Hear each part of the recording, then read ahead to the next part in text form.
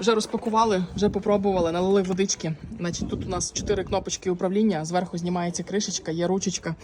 Тут у нас можна ароматизатор заправити. Тут у нас 1, 2, 3, 4, 5 повітрязволожувач іде, кнопочка окремо включається. Є підсвіточка, декілька різних кольорів, точніше. Далі ця штучка у нас тут ось так повертається. І є таймер. Можна виставити час і він автоматично вимкнеться.